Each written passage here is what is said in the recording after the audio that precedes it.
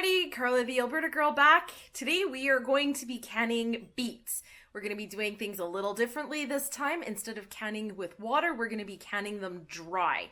So to start, we're going to prep our beets like we would normally, wash all the excess gunk off, trim the leaves back, and we're going to put them into a pot of boiling water for about a half an hour, give or take, so that we can slip the skins off.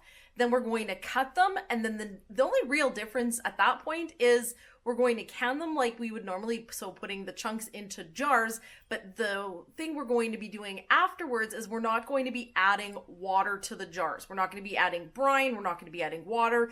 It's just going to get lidded and pressure canned for 40 minutes dry. This is going to give them a more roasted flavor, as well as give them keep their color really rich.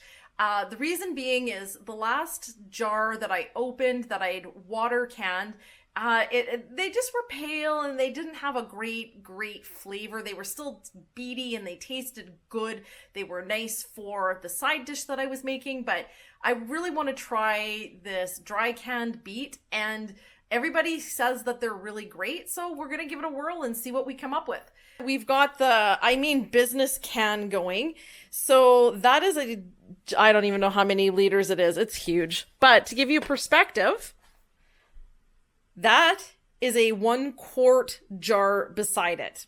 This thing is massive. So we've got our beets in the canner. You can see that's the scum from the beets and the steam. But right now we're just going to let it keep going. We're going to let them go for another probably 15 minutes and we'll check back in a bit. I just need them cooked enough so that the skins slip off. Okay, we're just still slipping the skins off of the beets. Literally that easy once they've been tenderized. That's it. And then you're just going to rinse it. You're just going to give it a quick rinse in the water. Get all the excess off. And see if you maybe missed any. But it's that easy.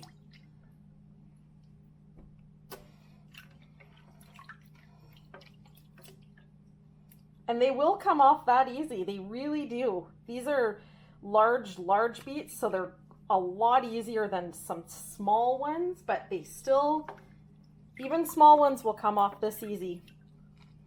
You don't want to leave them in the water too long. You want to get them done as quickly as possible. I had to leave these in because the water just would not boil, but we got it done and we're all done now. So good on us. I think next time I might just use the smaller pot and do it twice. Might be a little more time effective. Here's a small one, a small little beet. This is a yellow beet, and yep, it literally came off that easy. Quick rinse into the pots.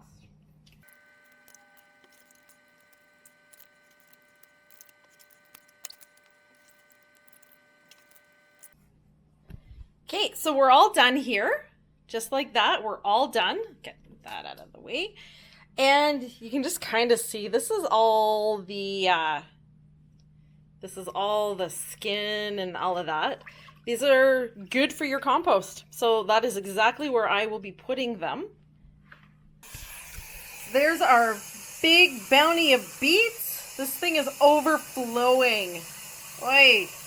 So while we're waiting for the lids and rings to get ready, we're just going to heat them up. And then we're going to put them onto the stove to start boiling.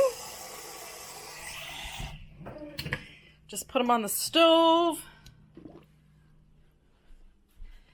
And like that. That's the dial. So we're going to crank it up and we're going to get those boiling.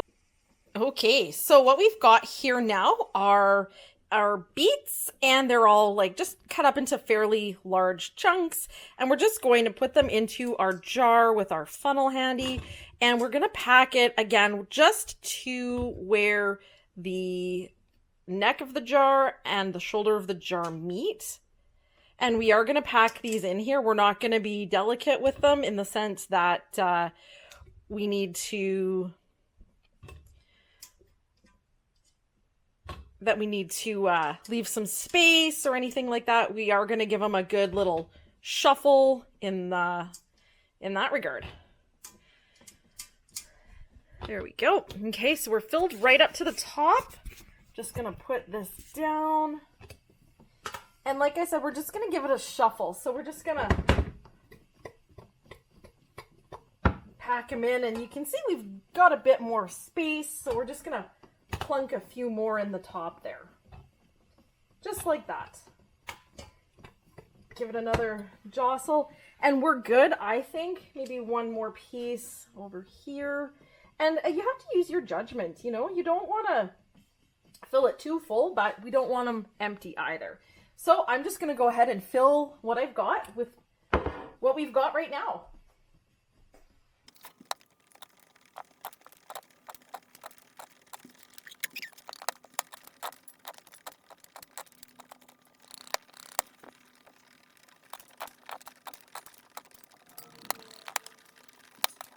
And I've still got a ton of beets left, so I am going to get these done really quick, and I'll be right back. I'll show you how to chop. You just want to chop them up kind of like however you would eat them, maybe a little bigger than how you would normally eat them, because the processing will cook them a little bit more. So yeah, we've got, oh, this is like a half a jar.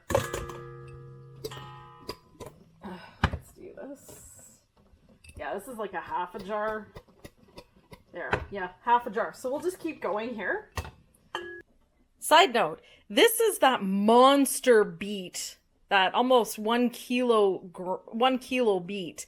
I've just taken a slice of it, and you can see how thick it is like this. This is just nuts. So I will cut it up.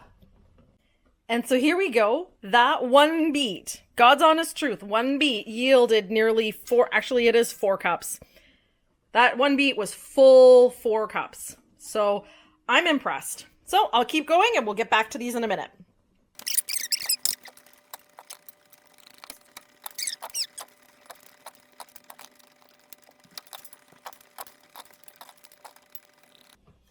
So like always, we're just going to wipe the rims with a paper towel. This is just a plain paper towel, regular Joe Schmo paper towel.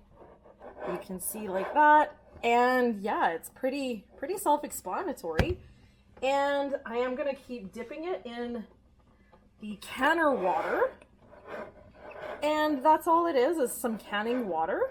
And we're just going to give a good wipe on the outside. We're more worried about the outside and the rim than we are inside. You just want to make sure that you get a good seal on these.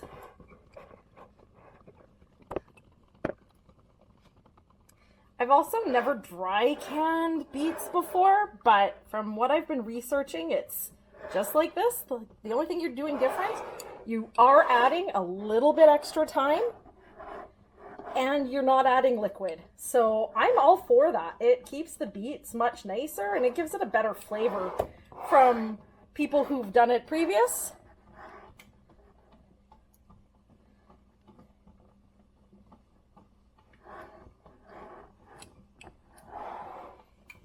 And last one.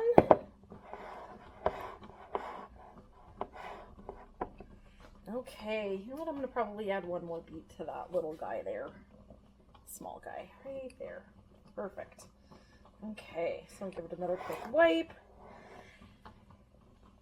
Okay, so there you have it. So we're just going to take our tongs and grab us a lid and a ring.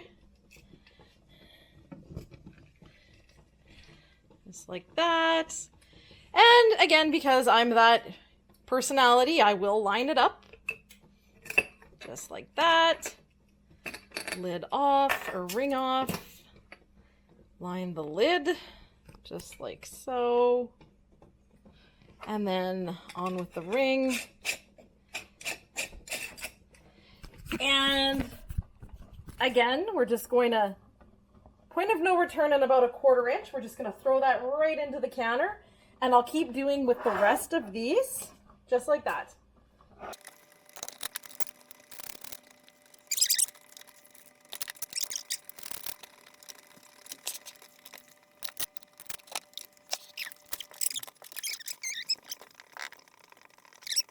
So here we are, we're all done and into the canner. We're just gonna crank the heat on now to high.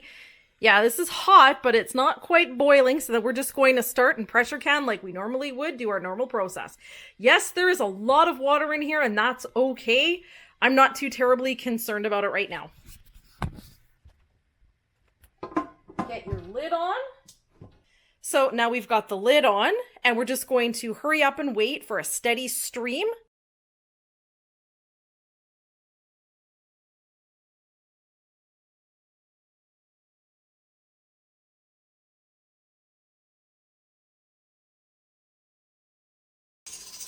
Okay, we're back with the beets, and we're just, the timer literally just went off. We had them canned at pressure for 40 minutes, so just gonna turn off the dial to the burner, and I'm just gonna slide it over onto this burner here to get it, not to cool down faster, but just so it's out of the way. This way it's also just going to come down and cool off a little quicker. And I'm just gonna take the dog out for a walk really quick, and we'll be back. Okay, the moment of truth. The little button is down. The little button is down. Its pressure gauge comes off, or pressure regulator comes off. No steam's escaping. It's not making that. It is still quite hot, but we've waited and it is time.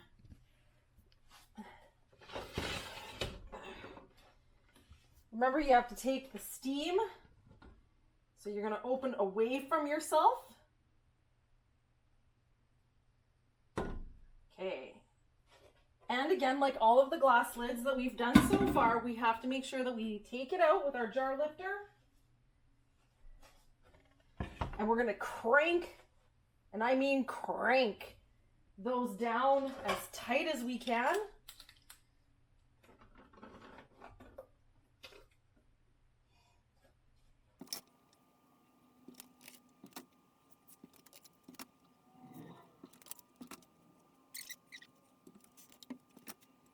So there is round 1 of the dry canned beets. This actually looks amazing. This is the jar I don't think is going to seal, just because the ring was really, really loose. So we'll see what happens. But other than that, they've all come out really nice. So I'll get round 2 into the canner, and off we go to the races for round 2. Okay, so last round, here we are. So we've got water just to take up the jar space, and 3 more quart jars, beauteous, of beets. Lids are ready to go. We'll just look at those right here. Lids are ready to go, as this is also now, my jars are cold, as is my canner. The heat just turned on, so we're just gonna lid everything and get going.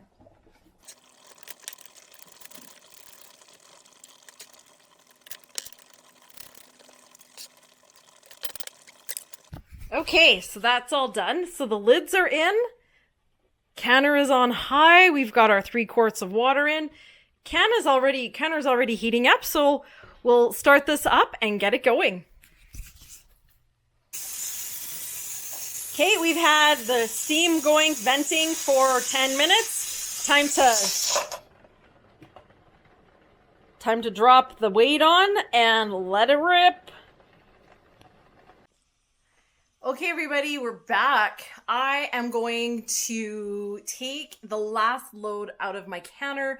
I am exhausted. It's 9:45, and just dawned on me a couple hours ago that, hey, you know what? You had all day today and you have the second canner. You could have just done it that way. My bad. No big deal. We're just going to get all of the rest of the jars out of the canner. This is the second load of of the beets. There's also some water in there just because we had those extra spaces. So let's get started. Okay, so like always, we're just going to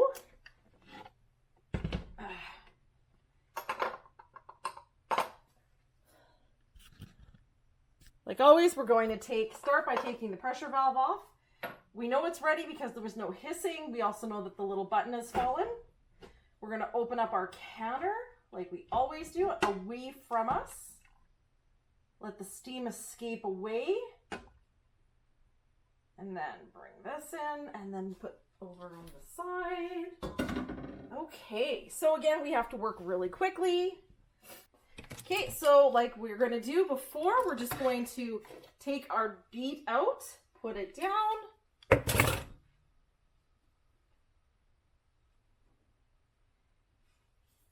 Hold it in, crank the lid.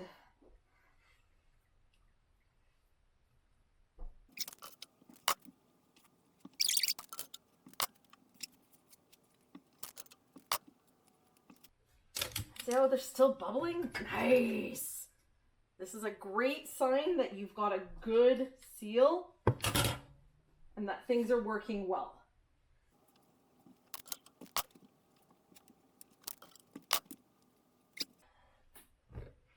So there you have it, everybody.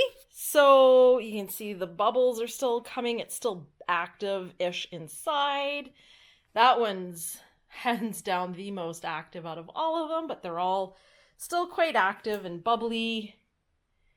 Looking great. So we'll come back in the morning and take a look, and we'll get all of these washed up and downstairs and into the cold room. Okay, we'll see you tomorrow.